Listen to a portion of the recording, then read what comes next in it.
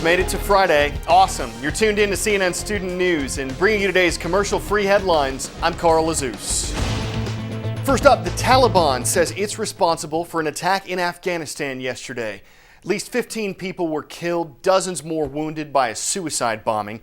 It happened near the Indian embassy in the capital city of Kabul. The blast knocked down restaurant walls, shattered windows in the embassy and nearby shops and cars. A similar attack actually took place in the same location about a year ago. Afghan President Hamid Karzai called yesterday's bombing an obvious assault on innocent civilians. Well, as we've reported, President Obama is considering strategy for U.S. forces in Afghanistan. But some argue that the debate should also focus on Afghanistan's neighbor, Pakistan. Jill Doherty explains why. The mountainous and porous border between Afghanistan and Pakistan, where terrorists find sanctuary. Stark symbol of why President Barack Obama believes the U.S. cannot win in Afghanistan without commitment from Pakistan. Particularly the Afghan-Pakistan border is the modern epicenter of jihad. But in Pakistan, there's doubt the U.S. is committed to the long haul. The people of the region have to be reassured that the United States has a long-term vision, not just for Afghanistan and Pakistan, but the entire region. And when I say that, we have to keep in mind history. Nearly 30 years ago, the U.S. partnered with Pakistan, supplying Mujahideen fighters with weapons and training to defeat the Soviet Union in Afghanistan. Once that was accomplished, we left. And Pakistan feels like we left them holding the bag because all of a sudden they were awash in weapons, they were awash in drugs, they had all of these jihadists who had been trained up in conjunction with us. Clinton and Defense Secretary Robert Gates insist the U.S. won't repeat the mistakes of the past. There should be no uncertainty in terms of our determination to remain in Afghanistan and to continue to build a relationship of partnership and trust with the Pakistanis. That's long term. That's a strategic objective of the United States. But the U.S. has its own lingering doubts. Whether Pakistan is a reliable partner, whether its military intelligence is linked to terrorist organizations, whether its obsession with threats from India diverts it from fighting terrorism. The Obama administration is tripling economic and social aid to Pakistan, $1.5 billion a year for the next 5 years, but only on a condition that its president, Asif Ali Zardari, pursues terrorists in his own country. All right, we're going to stick with international headlines now. In Japan, Typhoon Malor ripped across parts of the country yesterday. It killed 2 people.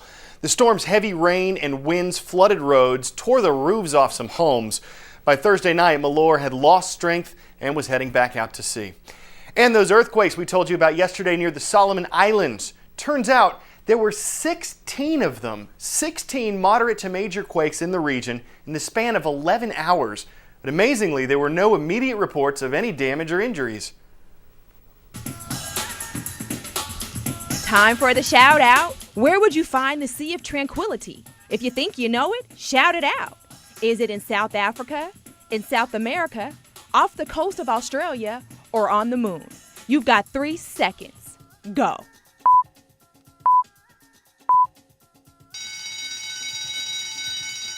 The Sea of Tranquility was the lunar landing spot for Apollo 11. That's your answer, and that's your shout out. Of course, that moon landing, an incredibly historic moment in the U.S. space program, and NASA believes the moon can still help out with further space exploration. That's why the agency wants to blow it up. What? The agency's L-Cross mission, scheduled to take place this morning, had the plan to take a rocket that's about the size of a bus and crash it into the moon's surface. This was expected to kick up a massive cloud of dust, which a second spacecraft would collect before it crashed too. The point of the $79 million mission was to analyze the moon dust to see if it contains water vapor. NASA believes that water on the moon could be an important resource for more space exploration. All right, coming back down to earth. The debate over health care reform is set for a significant moment next Tuesday. That is when the Senate Finance Committee is scheduled to vote on its health care bill. The committee passes that legislation. It doesn't automatically become law. This is just one of the steps before debate on the issue moves to the full House and Senate. When that happens, one of the biggest issues could be whether or not to include a government-run health insurance program, something the Senate Finance Committee voted against doing last week. In Oklahoma, some teen drivers are experiencing just how distracting it can be to text from behind the wheel. This is an issue many of you guys have talked about on our blog, but on this closed course you're seeing, teens get to experience it firsthand. Drivers are encouraged to try to send text messages as part of a program designed to get teens to cut down on distractions behind the wheel. Many of them said that a run through the course brought that message home. Missing 3 out of the 4 red lights was pretty good enough for me to say, don't do it. There's so many things that can happen on their own without you having an influence on them, so why would you add to the problems? Okay, back to health now. Yesterday, we aired part 1 of my interview with CNN's Dr. Sanjay Gupta, where we talked about his experience with the H1N1 virus. In part 2, we focus on how the virus spreads, what you can do to avoid it, and what to do if you get it. Take a listen. Once students get H1N1, we've told them stay away from school, stay home. When are they clear to go back? Well, it's interesting because the recommendations on that have changed. For some time, they said 7 days after you develop symptoms, then you can go back to school. Now what they're saying is very clear. They're saying 24 hours with no fever and no medications bringing down that fever. So 24 hours off of all medications. If you don't have a fever, you can go back, that you're no longer contagious. Once you've had it, can you get it again? Great question, and I thought about that both personally and professionally. I can't get the specific strain of H1N1 again because I've had this. It's a tough way to get vaccinated, by the way. I wouldn't recommend it. But here's the problem, is they think that this virus may mutate, could change a little bit. That's been the concern if you talk to people in the Department of Health.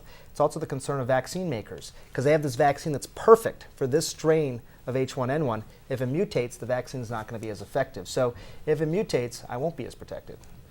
You're a doctor. You knew everything one could do to prevent getting it. I mean, how effective is hand washing? How effective is not touching your nose or your eyes or all those sorts of things we've told our student audience not to do? That's very effective, no question. I mean, the virus can live on surfaces. So if you were sick, for example, you touched here and then I touched it, then touched my mouth or my nose exactly, it's potentially going to happen. But here's what we know that's even different over the last few months. This really seems to be spread through the air. You notice I haven't coughed on you in the last few minutes. I appreciate that. If I did and you were within 6 feet of me, you'd be at high risk of getting it. The virus just sort of gets out there and you get this cloud of virus around you. So stay away from people who are coughing or sneezing and encourage them to cough or sneeze into their arm. Stay home, from work as well. But this is how this virus is spread, which, is how most viruses get out there. If you know you've been exposed, Nick, to someone who's coughed or sneezed, is there anything you should do afterward? Well, if you think that if the person has H1N1, then it's something you can certainly try and prevent yourself from getting sick. You can try and drink plenty of fluids, get rest, things like that. Same advice that mom's always given us.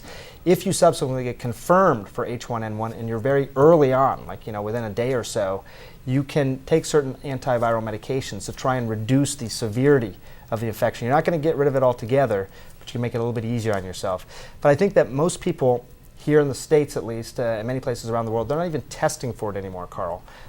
We know it's here. We know H1N1 is here. If you have the flu, you're pretty much going to get flu advice. Okay. Well, thank you very much, Thanks, Dr. Carl. Gupta, for spending time with us today on CNN Student News. Thank We you. appreciate You're shaking it. my hand, which I appreciate. Yes, sir, I am. I'm going to go disinfect right afterwards. Right. It's all good. Okay, I didn't actually disinfect it. Still good. But you can see that whole interview at cnnstudentnews.com. Now, before we go, whatever. An organization recently put together a list of the top 5 annoying words and phrases, and that was the #1 response. Whatever. Came in second, And apparently people get perturbed by it is what it is, but hey, that's their opinion, it is what it is.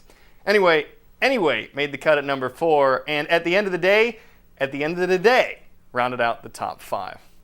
Fridays are awesome, not included, because they are, and we hope your weekend is too. Have a great one. For CNN Student News, I'm Carl Azuz.